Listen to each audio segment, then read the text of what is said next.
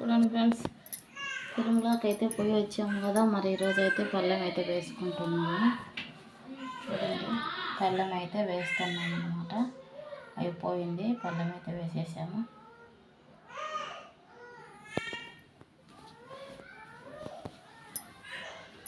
స్వామి లడ్డు అన్నమాట.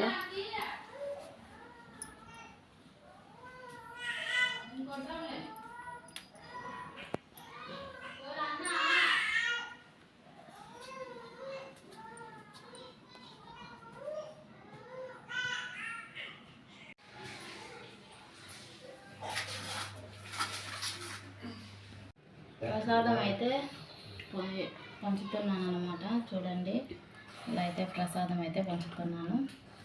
పళ్ళెం అయితే వేసామన్నమాట.